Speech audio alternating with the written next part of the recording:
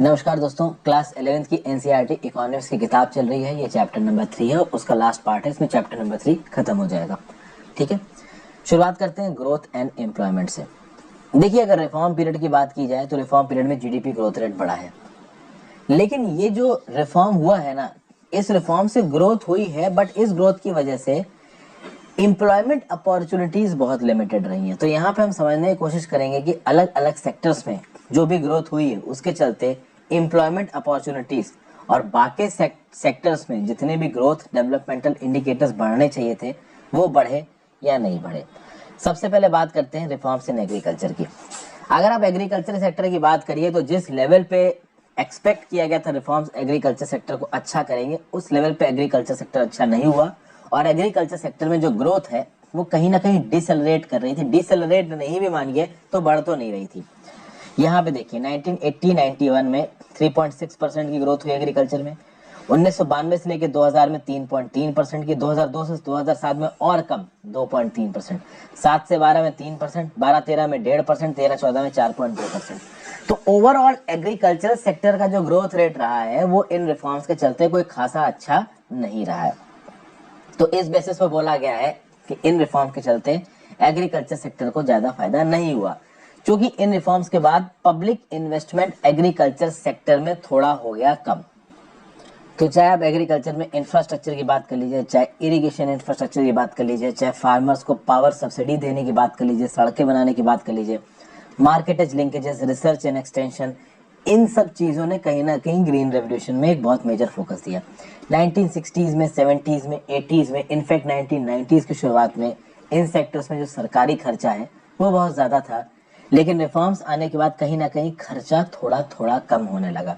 हम देखेंगे कि जो फर्टिलाइजर सब्सिडी थी जो कि फार्मर्स को मिलती थी वो थोड़ी थोड़ी सरकार कम करने लगी, जिसके चलते फर्टिलाइजर्स यानी कि फार्मर्स का जो क्रॉप को उगाने का खर्चा था, जो कॉस्ट ऑफ प्रोडक्शन था, वो बढ़ने लगा।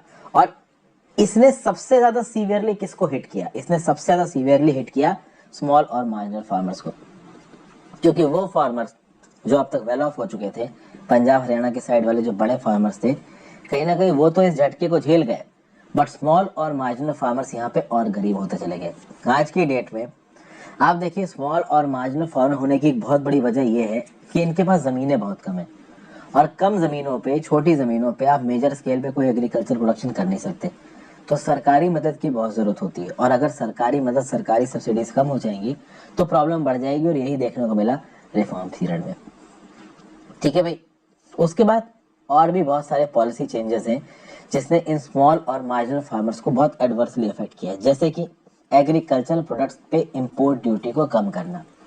पहले यूएसए और यूरोपियन कंट्रीज से जो भी एग्रीकल्चर प्रोडक्ट्स इंडिया में आते थे उसके ऊपर हैवी इंपोर्ट ड्यूटी लगाई जाती थी, तो प्रोडक्ट्स डोमेस्टिक मार्केट में महंगे हो जाते थे और हमारे जो फार्मर्स के प्रोडक्ट्स हैं, डोमेस्टिक प्रोडक्ट्स, वो कहीं ना कहीं उनके साथ कम्पीट कर पाते थे। धीरे धीरे देखा जा रहा है कि बाहर से आने वाले एग्रीकल्चर प्रोडक्ट्स पे इंपोर्ट ड्यूटी कम हो रही है, तो बाहर के एग्रीकल्चर प्रोडक्ट्स हमारे डोमेस्टिक मार्केट में सस्ते हो रहे हैं, जिसके चलते हमारे डोमेस्टिक एग्रीकल्चर फार्मर्स उनसे कम्पीट नहीं कर पा रहे, कॉम्पिटिशन नहीं कर पा रहे। उसके साथ साथ ये भी देखा जा रहा है कि मिनिमम सपोर्ट प्राइस लो है। अभी मिनिमम सपोर्ट प्राइस लो भी है अगर दोस्तों, तो मैंने कई बार आपको कुछ ऐसे स्टैटिस्टिक्स बताए हैं जिसके चलते मैंने आपको ये बताया है कि मिनिमम सपोर्ट प्राइस में सरकार काफी खर्चा करती है। अगर आप बात करो नेशनल फूड सिक्योरिटी एक्ट की, तो उसके अंदर जो गेहूं है ना, वो सरकार 2 रुपए प्रति केजी में नेशनल फूड सिक्योरिटी एक्ट में कवर होने वाले लोगों को बांटती है, और इस गेहूं को मेंटेन करने के लिए 29.9 रुपए प्रति केजी, लगभग 30 रुपए प्रति केजी का सरकार का खर्चा होता है। तो लगभग सरकार 27 से 28 रुपए प्रति केजी बस उस गेहूं को स्टोर करने में खत्म करती है। तो सरकार काफी घाटे में है एमएसपी को लेके, और यहाँ पे इल्जाम लगाया जा रहा है सरकार के ऊपर कि सरकार कम मिनिमम सपोर्ट प्राइस का सपोर्ट दे रही है फार्मर्स को। मिनिमम सपोर्ट प्राइस जैसे जो इनिशिएटिव्स है ना, वो बहुत शॉर्ट टर्म में फार्मर्स की मदद कर सकते हैं, जो कि ये मार्केट इकोनॉमी से बिल्कुल अलग होते हैं। फिर भाई कहीं ना कहीं हमारी सरकार ने क्वांटिटेटिव रिस्ट्रिक्शंस को भी हटा दिया एग्रीकल्चर प्रोडक्ट्स में। क्वांटिटेटिव रिस्ट्रिक्शंस मतलब पहले अगर बाहर के देशों से, मान लीजिए यूएस से आपको गेहूं इंपोर्ट करना है इंडिया में, तो आप मैक्सिमम एक क्वांटिटी थी 1000 टन एक्सपोर्ट कर सकते हो, इससे ज्यादा नहीं। आप कोई क्वांटिटेटिव रिस्ट्रिक्शन नहीं थी, तो 1000 टन की बजाय अगर आपको 10,000 टन यूएस से इंपोर्ट करना हो गेहूं, आप कर सकते हो। इसके चलते इंटरनेशनल कंपटीशन बढ़ा और इंटरनेशनल कंपटीशन बढ़ा तो हमारे जो फार्मर्स थे वो थोड़े अनकॉम्पिटिटिव होने लगे। फिर भाई रिफॉर्म पीरियड में कॉमर्शलाइजेशन पे ज़्यादा फोकस होने लगा, प्रॉफिट कमाने पे ज़्यादा फोकस होने लगा। तो जब आप प्रॉफिट कमाने पे फोकस करने लगोगे तो एक्सपोर्ट ओरिएंटेड पॉलिसी स्ट्रेटजीज आने लगी एग्रीकल्चर, मतलब वो चीज़ें जो कि इंडिया से बाहर एक्सपोर्ट की जाती हैं उनको बनाने पे, उनके प्रोडक्शन पे शिफ्ट जाने लगा। तो अब जो चीज़ें एग्रीकल्चर सेक्टर में प्रोड्यूस की जा रही थी वो हमारे मार्केट में बेचने के लिए ना प्रोड्यूस करके उनको बाहर एक्सपोर्ट करने के लिए प्रोड्यूस किया जा रहा था। जैसे कि क्रैश क्रॉप्स कह लीजिए कि भाई आप फूड ग्रेन से फोकस ना करके जो चीज़ें इंडिया के बाहर एक्सपोर्ट करनी है उन पे फोकस कर रहे हो, तो मतलब आपका कमाई पे ज़्यादा फोकस है, बाकी चीज़ों की तरफ से फोकस चला गया। कहीं ना कहीं इसके चलते फूड ग्रेन्स के दाम इंडिया में बढ़े हैं, ठीक है ना भाई, क्योंकि जब फूड ग्रेन्स से बहुत सारे प्रोडक्शन को शिफ्ट करके आप कैश क्रॉप्स में जाओगे तो फूड ग्रेन्स की अवेलेबिलिटी थोड़ी कम होगी और थोड़ी कम होने की वजह से उसके दाम मार्केट में बढ़ेंगे। हालांकि ये एक बहुत छोटी वजह है, हमारे देश में जो एग्रीकल्चर प्रोडक्ट्स के दाम ज़्यादा होने की वजह है वो है सप्लाई चेन शॉक्स। हमारी जो सप्लाई चेन है जब उसके ऊपर प्रेशर बढ़ता है तो चीज़ों के दाम बढ़ जाते हैं। हम बोलोगे सप्लाई चेन क्या होता है? सप्लाई चेन कहने का मतलब है कि कोई धान खेतों में प्रोड्यूस हुआ, वो फार्मर्स के यहाँ पे प्रोड्यूस होने के बाद जब तक मार्केट में एक पर्टिकुलर कंज्यूमर के खरीदने के पास पहुंचा, ये जो पूरा का पूरा सिस्टम होता है कि फार्मर ने क्रॉप को पैदा किया और फाइनली वो जाके सेल हुआ मार्केट में, इस पूरे के बीच के प्रोसेस को आप सप्लाई चेन बोलते हैं। और ये सप्लाई चेन इंडिया में एक बहुत कॉम्प्लेक्स प्रोसेस है, उसको बाद में कभी देखेंगे। लाइक कर दीजिए वीडियो को, शेयर और सब्सक्राइब कर लीजिए चैनल को, अगर अब तक नहीं किया है तो ज्वाइन बटन दबा के आप हेल्प कर सकते हैं। इंस्टाग्राम पे फॉलो कर लीजिए, आपकी जर्नी डॉक्टर जवाब दूंगा। टेलीग्राम ग्रुप ज्वाइन कर लीजिए, मेरे करंट अफेयर्स की पीडीएफ के लिए ज्वाइन बटन जरूर दबाएं। एनसीईआरटी 6 से 12 polity, history, geography, economy, science सब आपके लिए फ्री ऑफ कॉस्ट कंप्लीट कर रहा हूँ। वापस आ जाते हैं रिफॉर्म्स इन इंडस्ट्री। भाई हमने देखा कि एग्रीकल्चर जो रिफॉर्म्स है पोस्ट 1991 उनमें क्या प्रॉब्लम्स है, इंडस्ट्री में क्या रिफॉर्म्स है, इनकी प्रॉब्लम को हम लोग समझने की कोशिश करते हैं। जो इंडस्ट्रियल ग्रोथ है उसमें भी कहीं ना कहीं स्लो डाउन देखने को मिला है। देखिए हो क्या रहा है दोस्तों कि इंडस्ट्रियल प्रोडक्ट्स की जो डिमांड है वो थोड़ी थोड़ी घट रही है। बहुत सारी वजहों से ये इंडस्ट्रियल प्रोडक्ट्स की जो डिमांड है वो घट रही है। क्यों? क्योंकि अच्छा कौन से इंडस्ट्रियल प्रोडक्ट्स की डिमांड घट रही है? जो कि देश के अंदर प्रोड्यूस हो रहे हैं। क्यों घट रही है? क्योंकि हम लोगों को बाहर के देशों से चीपर इंपोर्ट्स मिल रहे हैं। आपको पता ही है कि चाइना से इंडस्ट्रियल प्रोडक्ट्स जितने सस्ते आते हैं उस लेवल के, उस क्वालिटी के इंडस्ट्रियल प्रोडक्ट्स उतने दामों में हमारे मैन्युफैक्चरर्स प्रोड्यूस नहीं कर सकते। फॉर एग्जांपल मोबाइल फोन्स, अभी ओप्पो और Xiaomi जैसे कंपनी के जो मोबाइल फोन्स हैं जिस दाम में इंडिया में बिकते हैं, इंडिया वाले मोबाइल फोन मैन्युफैक्चरर्स उस लेवल के मोबाइल फोन उस दाम में नहीं बना पा रहे हैं, इसलिए चाइनीज प्रोडक्ट्स ज्यादा बिक रहे हैं। उसी प्रकार से आप देखिए तो इंफ्रास्ट्रक्चर के फील्ड में हमारे यहाँ पे जो इन्वेस्टमेंट है वो भी थोड़ी कम है। तो यहाँ पे ग्लोबलाइज वर्ल्ड्स में जो डेवलपिंग कंट्रीज है वो अपनी इकोनॉमी खोल रहे हैं, तो उसके चलते जो गुड्स है और कैपिटल का मूवमेंट है वो बहुत तेजी से डेवलप्ड कंट्रीज और डेवलपिंग कंट्रीज के बीच में बढ़ रहा है। यहाँ पे कुछ डेवलपिंग कंट्रीज डेवलप्ड कंट्रीज को कम्पीट करती हैं, जैसे कि चाइना और वियतनाम। चाइना, वियतनाम और ताइवान जैसी कंट्रीज के प्रोडक्ट्स पूरी दुनिया में बिकते हैं। कहीं ना कहीं इंडिया के इलेक्ट्रॉनिक मार्केट्स को ये लोग डोमिनेट करते हैं। तो कुल मिला के इंडिया जैसी कंट्रीज के साथ प्रॉब्लम ये है कि ग्लोबलाइजेशन के चक्कर में फंस के हमारी जो डोमेस्टिक प्रोडक्शन कैपेसिटी है वो तो बढ़ नहीं पाई, और डोमेस्टिक प्रोडक्शन कैपेसिटी और खतरे में आ गई बाहर की कंट्री से आने वाले इंपोर्ट्स के चक्कर में। इंपोर्टेड गुड्स बहुत ज़्यादा सस्ते हैं, बहुत ज़्यादा क्वालिटी में अच्छे हैं, और हमारे डोमेस्टिक गुड्स उनको कम्पीट नहीं कर पाते हैं। तो ये इंपोर्टेड गुड्स डोमेस्टिक गुड्स को कर देते हैं रिप्लेस। डोमेस्टिक मैन्युफैक्चरर्स को बहुत कॉम्पिटिशन देखना पड़ रहा है इन इंपोर्ट्स के। फिर यहाँ पे हमारी डोमेस्टिक इंडस्ट्री ना बढ़ने की और भी बहुत सी वजह है। हमारे पे इंफ्रास्ट्रक्चर फैसिलिटी कम है, पावर सप्लाई पावर नहीं है, प्रॉपर नहीं है, पैसे की कमी है, इन्वेस्टमेंट नहीं है हमारी इकोनॉमी में, बाहर के कॉर्पोरेट्स आके यहाँ पे इन्वेस्टमेंट करना नहीं चाहते, लेबर लॉज एक कारण है, फिर भाई इन्वायरमेंटल रेगुलेशंस एक कारण है, ठीक है भाई, आपका रेड करप्शन बहुत है, रेड टेपिज्म बहुत है, फाइल मूव नहीं करती मिनिस्ट्रीज में। हालांकि इन सब चीज़ों को हमारी सरकारें सुधारने की कोशिश कर रही है, बट फिर भी हम लोग चाइना के लेवल पे भी नहीं पहुंच पाए इंडस्ट्रियल प्रोग्रेस में। और फ्री मूवमेंट ऑफ गुड्स और सर्विसेज के चक्कर में बाहर के सामान इंडिया में बहुत अच्छे आ जाते हैं, तो चीपर फॉरेन गुड्स इंडिया के मार्केट में बिकते हैं। लोगों को चीज़ इस्तेमाल करने से मतलब है तो वो उनको खरीद लेते हैं, जिसके चलते हमारी लोकल इंडस्ट्रीज डेवलप नहीं हो पाती, एम्प्लॉयमेंट अपॉर्चुनिटीज उतनी पैदा नहीं हो पाती। अब अगर देखा जाए तो जो डेवलपिंग कंट्रीज हैं और जो डेवलप्ड कंट्रीज है यूएसए जैसे, वो इंडिया के मार्केट को तो कैपिटलाइज करना चाहते हैं, बट हमारे गुड्स के पास उनके मार्केट्स का एक्सेस नहीं है। पर डेवलप्ड कंट्रीज ने बहुत प्रकार के नॉन टैरिफ बैरियर्स लगा रखे हैं। जैसे कि फॉर एग्जांपल अगर आप टेक्सटाइल क्लॉथिंग सेक्टर की बात करो, आज भी यूएसए में कोटा रिस्ट्रिक्शंस हैं, यानी इंडिया और चाइना से टेक्सटाइल से रिलेटेड जो भी एक्सपोर्ट जाते हैं, एक मैक्सिमम अमाउंट ऑफ क्वांटिटी है जो कि यूएस में लगाई गई, जिसको आप बोलते हो क्वांटिटेटिव रिस्ट्रिक्शन। क्वांटिटेटिव या कोटा रिस्ट्रिक्शन बोल लीजिए कि मतलब इतने ही कपड़े इंडिया से मैक्सिमम यूएसए के अंदर इंपोर्ट हो सकते हैं। इस प्रकार के रिस्ट्रिक्शंस आज भी यूएसए में एग्जिस्ट करते हैं। फिर बात की जाए डिसइन्वेस्टमेंट की। डिसइन्वेस्टमेंट रिसेंटली बजट में एक बहुत बड़ा मुद्दा है। मैं कोशिश कर रहा हूँ कि मैं डिसइन्वेस्टमेंट के ऊपर आपके लिए पूरी एक डेडिकेटेड वीडियो लेके आऊँ। हर साल गवर्नमेंट एक टारगेट फिक्स करती है पब्लिक सेक्टर एंटरप्राइजेस के एसेट्स को डिसइन्वेस्ट करने के लिए। 1991-1992 में टारगेट ये था कि डिसइन्वेस्टमेंट के थ्रू 2,500 करोड़ रुपया मोबिलाइज किया जाएगा, और कहीं ना कहीं सरकार ने 2,500 के बजाय 3,040 करोड़ मोबिलाइज किया गया। ये पहली बार था जब इतना एम्बिशियस टारगेट रखा गया था। ये बात हो रही 1991-1992 की। उसके बाद से कहीं ना कहीं सरकार का ये ऑब्जेक्टिव रहा है कि डिसइन्वेस्टमेंट करके पैसा कमाया जाए। 2017-18 में डिसइन्वेस्टमेंट का टारगेट रखा गया था 1 लाख करोड़, और कितना अचीव किया गया? 1,57,000 करोड़। बट प्रॉब्लम यह है कि बहुत सारे क्रिटिक्स का ऐसा बोलना है कि इंडिया के जो पब्लिक सेक्टर एसेट्स हैं उनको बहुत सस्ते दामों में प्राइवेट सेक्टर को बेचा जा रहा है। तो हमारे जो पब्लिक सेक्टर एंटरप्राइजेस हैं उनके जो एसेट्स हैं, उनके जो रियल दाम है वो महंगे हैं, और हम सस्ते में उनको प्राइवेट सेक्टर में बेच रहे हैं। तो अगर आप गवर्नमेंट प्रॉपर्टी को सस्ते में प्राइवेट सेक्टर को बेचोगे तो कहीं ना कहीं हमारे गवर्नमेंट का नुकसान है ना, substantial loss of revenue to the government है। उसके बाद भाई इससे जो पैसा आता है सरकार उनको दूसरी स्कीमों में इस्तेमाल करती है। देखिए डिसइन्वेस्टमेंट को यहाँ पे आप इनिशियल पब्लिक ऑफरिंग से जोड़िए। मान लीजिए आप एक एंटरप्रेन्योर है, आपने एक कंपनी खोली, आपकी कंपनी का टर्नओवर 1,000 करोड़ का हो गया, आपने अपनी कंपनी का आईपीओ निकाल दिया। आईपीओ का टारगेट क्या होता है कि शेयर्स बेचेंगे, उससे पैसा आएगा और उस पैसे को कंपनी की फर्दर ग्रोथ में इन्वेस्ट किया जाएगा। डिसइन्वेस्टमेंट का कुछ यही लॉजिक है। डिसइन्वेस्टमेंट करके जैसे मान लीजिए सेल के 10% शेयर्स डिसइन्वेस्ट किए सरकार ने, तो उससे जो पैसा आएगा उसके सेल कंपनी को बढ़ाने में इस्तेमाल करना चाहिए। लेकिन सरकारें क्या करती हैं कि डिसइन्वेस्टमेंट करने के बाद जो पैसा आता है ना, उनको बाकी सेक्टर्स में सरकार के एक्सपेंडिचर में यूज करती हैं, जबकि वो पैसा तो भाई उस कंपनी के फंक्शंस को बढ़ाने के लिए है ना। अगर आपने किसी कंपनी के 10% स्टेक बेच के तो उससे मान लीजिए 5,000 करोड़ रुपए कमा लिए, तो अब उस 5,000 करोड़ रुपए को उस कंपनी की ग्रोथ में लगाना चाहिए। वो नहीं करती हमारी सरकारें।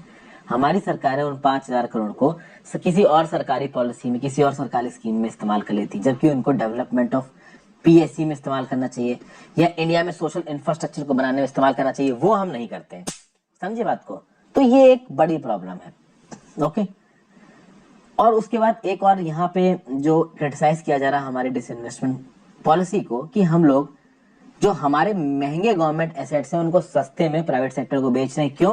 इसका बस एक रीजन है कि सरकार के पास पैसे की कमी है और सरकार पैसा इससे ले सकती है। एक और रीजन है कि भाई प्राइवेट सेक्टर के आने से केवल स्ट्रेटेजिक सेक्टर्स में सरकारें रहेंगी, नॉन स्ट्रेटेजिक सेक्टर से बाहर निकल जाएंगी। अब डिसइन्वेस्टमेंट के बहुत से फैसेट्स हो सकते हैं। डिसइन्वेस्टमेंट की फेवर में भी लोग बोलते हैं, डिसइन्वेस्टमेंट के अगेंस्ट में भी लोग बोलते हैं।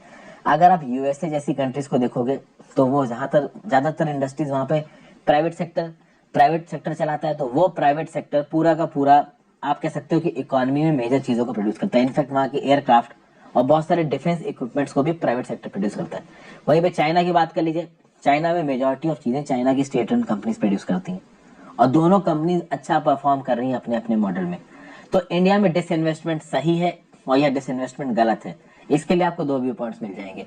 एक तबका ये बोलेगा कि डिसइन्वेस्टमेंट सही है, फालतू की चीजों में सरकारी कंपनियों को काम नहीं करना चाहिए, सरकार को स्टेक को बेच के प्राइवेट सेक्टर को देना चाहिए, उससे प्राइवेट इन्वेस्टमेंट आएगा, प्राइवेट टेक्निकल नो हाउ आएगा, ज्यादा फॉरेन इन्वेस्टमेंट आएगा, काम करने में एफिशिएंसी ज्यादा आएगी, सरकार को पैसा मिलेगा, सरकार उसको सोशल स्कीम्स में लगा सकती है। दूसरा तबका ये बोलता है कि भाई डिसइन्वेस्टमेंट करके आप हमारे सरकारी और नेशनल एसेट्स को सस्ते में इधर उधर बांट रहे हो, जो कि सही नहीं है। चाइना को देखिए, चाइना की कंपनीज अगर स्टेट ओनरशिप में अच्छा परफॉर्म कर सकती हैं तो हम भी अच्छा परफॉर्म कर सकते हैं। तो ये दो व्यू पॉइंट्स हैं, आपका अपना व्यू पॉइंट हो सकता है। फिर बात करते हैं रिफॉर्म्स एंड फिस्कल पॉलिसी की।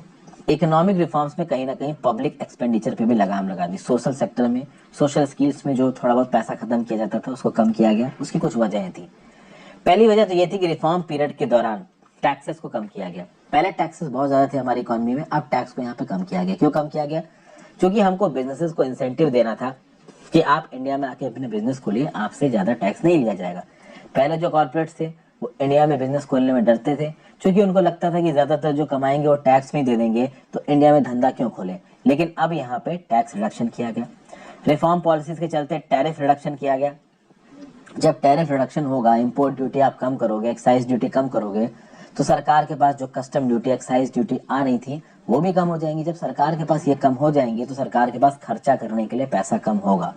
बट कहीं ना कहीं फॉरेन इन्वेस्टमेंट लाने के लिए सरकार ऐसा कर रही थी। सरकार को ऐसा लगा कि फॉरेन इन्वेस्टमेंट आएगा, बिजनेस बढ़ेंगे तो ऑटोमेटिकली टैक्स रेवेन्यू बढ़ेंगे। बट जिस लेवल पे सरकार ने सोचा कि टैक्स रेवेन्यू बढ़ेंगे, उस लेवल पे बढ़ा नहीं, जिसके चलते डेवलपमेंटल और वेलफेयर एक्सपेंडिचर कम हुआ। चूंकि टैक्स रेवेन्यू आपने घटा दिए हैं, the amount of tax imposed आपने घटा दिया है, तो उसके चलते सरकार के पास जो पैसा आ रहा है थ्रू टैक्स वो लिमिटेड है, और बोरोइंग एक लिमिट से ज्यादा कर नहीं सकते, क्योंकि फिस्कल डेफिसिट और रेवेन्यू डेफिसिट वाले कॉन्सेप्ट्स प्ले में आ जाते हैं। तो उसके चलते यहाँ पे सरकार के टैक्स कम करने के चलते सरकार की वेलफेयर और सोशल एक्सपेंडिचर करने की जो काबिलियत थी वो भी यहाँ पे थोड़ी लिमिटेड हुई। अब बात करते हैं फाइनली इसके कंक्लूजन की। अगर आप ग्लोबलाइजेशन की बात करो, लिबरलाइजेशन और प्राइवेटाइजेशन की पॉलिसीज के थ्रू, तो इसके पॉजिटिव रिजल्ट्स भी हैं, इसके निगेटिव रिजल्ट्स भी हैं। यहाँ पे अलग अलग व्यू पॉइंट्स हैं। कुछ स्कॉलर का ये कहना है कि भाई ग्लोबलाइजेशन ने ओवरऑल इंडियन इकोनॉमी को फायदा दिया है। कैसे फायदा दिया है? तो इंडियन इकोनॉमी का ग्लोबल मार्केट्स के साथ जो एक्सपोजर है वो बढ़ा है। उसके चलते दुनिया भर से टेक्नोलॉजी इंडिया में आई है, दुनिया भर से बड़ी बड़ी इंडस्ट्रीज इंडिया में आई हैं, उन्होंने इंडिया में आके कंपनियां खोली हैं। उसके चलते इंडिया में एम्प्लॉयमेंट आई है, इंडिया में technological base, research base strong हुआ है। तो ये एक व्यू पॉइंट है। दूसरा एक और व्यू पॉइंट है, वो ये बोलता है कि जो ग्लोबलाइजेशन स्ट्रैटेजी है ये एक फ्लॉड स्ट्रैटेजी है। क्यों फ्लॉड स्ट्रैटेजी है? क्योंकि इस स्ट्रैटेजी के थ्रू जो पूरी दुनिया के जो आधुनिक देश हैं, जो डेवलप्ड कंट्रीज हैं, वो दूसरे के मार्केट्स को कब्जाना चाहते हैं। समझिए, जो बड़ी अमीर कंट्रीज हैं वो पुअर कंट्रीज के मार्केट्स को, उनके वेलफेयर को, उनके आइडेंटिटी पे कब्जा करना चाहते हैं। मार्केट ड्रिवन ग्लोबलाइजेशन में एक देश के अंदर जो इनइक्वालिटी है वो बढ़ जाती है। और कहीं ना कहीं बात सही है दोस्तों। अगर आप देखो तो जब ये ग्लोबलाइजेशन आया, ग्लोबलाइजेशन में आने के बाद जो भी अच्छी अच्छी सुविधाएं हैं वो सुविधाएं वेल ऑफ लोगों के पास गई। पहली बात तो जो भी प्रोग्रेस हुई है, आप देखिए तो एग्रीकल्चर की फील्ड में बहुत लिमिटेड प्रोग्रेस हुई है। लेकिन टेलीकम्युनिकेशन की फील्ड में बात करिए, इंफॉर्मेशन टेक्नोलॉजी की फील्ड में बात करिए, फाइनेंस में बात करिए, एंटरटेनमेंट में बात करिए, ट्रेवल में बात करिए, हॉस्पिटैलिटी, रियल एस्टेट, ट्रेड, ये सब चीजें बहुत अच्छी हुई हैं। अब ट्रेवल एंड टूरिज्म एक ऐसा पर्सन करेगा जो उसको अफोर्ड कर सकता है, जो होटलों में रुक सकता है। फाइनेंस भाई, इन्वेस्टमेंट बैंकिंग, पैसा इन्वेस्ट करना, इंफॉर्मेशन टेक्नोलॉजी, टेलीकम्युनिकेशन, ये कुछ ऐसे सेक्टर्स हैं जो वेल ऑफ लोग हैं, उन्हीं का एक्सपेंडिचर है ऐसे सेक्टर्स में। ज्यादातर लोग इन सेक्टर्स में ज्यादा इन्वेस्ट नहीं कर पाते क्योंकि उनके पास पैसा नहीं है। तो कुल मिला के इस ग्लोबलाइजेशन के चलते जो अमीर तबका है देश का, उसको तो बहुत फायदा हुआ है, ठीक है, वो तो अमीर होता चला गया। लेकिन जो गरीब तबका है वो बिल्कुल ही गरीब होता चला गया। जो एग्रीकल्चर में इन्वॉल्व था जो तबका, जो इनफॉर्मल गिग इकोनॉमी में इन्वॉल्व था, वो तो बर्बादी होता चला गया। तो अब देखिए, कोई इंडस्ट्रियल कंपनी इंडिया में आई, उसने आके अपना प्लांट लगाया। अब उसकी मैनेजरियल पोजीशंस में जिन लोगों को नौकरियां मिली, उनकी तो वे ऑफ लिविंग अच्छी हो गई। लेकिन जो कंस्ट्रक्शन सेक्टर में उनकी फैक्ट्रियों में 5-5, 6-6, 8-8 हजार में काम कर रहे थे, वो अनऑर्गेनाइज सेक्टर में रहे, उनका शोषण हुआ, उनको कोई भी सोशल सिक्योरिटी बेनिफिट्स नहीं मिले। जब मन आया उनको कंपनी वालों ने निकाल के बाहर फेंक दिया, वो गरीब के गरीब ही रहे, इनफैक्ट और गरीब होते चले गए। तो ऑलरेडी 1990s में बहुत सारी इनइक्वालिटी इंडियन सोसाइटी में एग्जिस्टेड थी, और इकोनॉमिक रिफॉर्म्स आने के बाद ये जो इकोनॉमिक इनइक्वालिटी है ये और ज्यादा बढ़ गई है। तो इस बेसिस पे बहुत सारे लोग ये बोलते हैं कि जो ग्लोबलाइजेशन था ये सही नहीं था, क्योंकि ग्लोबलाइजेशन ने एग्रवेट कर दिया है इंडियन सोसाइटी की इनइक्वालिटीज को। हाई इनकम ग्रुप्स के जो रहने का तरीका है वो तो सुधरा है, इनके पास जो वेल्थ थी वो तो सुधरी है, लिमिटेड सर्विसेज और सेक्टर्स में इंप्रूवमेंट हुआ है। बट इन लिमिटेड सर्विसेज और सेक्टर्स में जो इंप्रूवमेंट हुआ है उसका फायदा उठाने वाले लोग भी इंडिया में बहुत कम है। ज्यादातर लोग जो कि एग्रीकल्चर और इनफॉर्मल इंडस्ट्री में इन्वॉल्व थे वो और गरीब हो गए हैं, और लाचार और बेचारे हो गए हैं, और वल्नरेबल हो गए हैं। यहाँ पे एक रिकैप दे रखा है, रिकैप को मैं डिस्कस नहीं कर रहा हूँ, रीजन बीइंग कि पूरा चैप्टर बहुत डिटेल में डिस्कस किया है। यहाँ पे एक ट्रेजेडी डिस्कस करते हैं, सिरिसिला ट्रेजेडी। पावर सेक्टर रिफॉर्म्स के बारे में आपने सुना होगा। पावर सेक्टर रिफॉर्म्स मतलब कि भाई ये जो इलेक्ट्रिसिटी फ्री फंड में बांटी जाती थी, सब्सिडाइज रेट, सस्ते रेट में बांटी जाती थी, इसको बंद करो। क्योंकि जो पावर डिस्ट्रीब्यूशन कंपनीज थी इसकी वजह से इनको घाटा हो रहा था। तो सरकार ने बोला कि जो फ्री फंड में हम इलेक्ट्रिसिटी बांट रहे हैं इसको कम करेंगे। अब जब आप फ्री फंड में इलेक्ट्रिसिटी बांट रहे हो, उसको कम करोगे, पावर टैरिफ को बढ़ाओगे तो बिजली के बिल बढ़ेंगे। जब बिजली के बिल बढ़ेंगे तो एक एग्जाम्पल दिया गया है कि बढ़ते हुए बिजली के बिल का क्या एडवर्स नुकसान है। जो पावरलूम टेक्सटाइल इंडस्ट्री काम करती थी आंध्र प्रदेश में, वहां पे जो पावरलूम वर्कर्स की वेजेस थी वो बहुत हद तक ये पावरलूम टेक्सटाइल इंडस्ट्री से कितना प्रॉफिट निकल के आता है उस पर डिपेंडेंट थी। अब पावरलूम टेक्सटाइल इंडस्ट्री इलेक्ट्रिसिटी पे चलती है और अगर इलेक्ट्रिसिटी में पावर कट्स होते हैं या इलेक्ट्रिसिटी के दाम बढ़ते हैं तो पावरलूम सेक्टर के जो एक्सपेंसेस है वो बढ़ेंगे। जब एक्सपेंसेस बढ़ेंगे प्रॉफिट्स कम होंगे, प्रॉफिट्स कम होंगे तो वीवर्स की वेजेस कम होंगी, उसके चलते वीवर्स को नुकसान होगा। और हुआ ये कि आंध्र प्रदेश में सिरिसिल्ला नाम की जगह पे 50 पावरलूम वर्कर्स ने सुसाइड कर लिया। क्यों सुसाइड किया? जो कि इलेक्ट्रिसिटी के दाम के बढ़ने के चलते इनकी कमाई कम हो गई थी। तो दिस इज वन, आप कह सकते हो, साइड इफेक्ट और adverse effect of reforms post 1991 कि भाई आपने पब्लिक एक्सपेंडिचर और वेलफेयर एक्सपेंडिचर पे कम ध्यान दिया और जो आपने एक्सपेक्ट किया कि जो प्राइवेट इन्वेस्टमेंट आएगा वो इक्विटेबल डेवलपमेंट करेगा वो हुआ नहीं। उसके चलते एक ऐसा तबका है हमारी सोसाइटी का वो गरीब होता चला गया, वो अभी भी गरीब होता चला जा रहा है। उसके हालात आगे आने वाले समय में जल्दी सुधरने वाले नहीं है। तो यहाँ पे चैप्टर नंबर 3 खत्म होता है दोस्तों। जल्दी चैप्टर नंबर 4 में आपसे मिलूंगा। Good bye.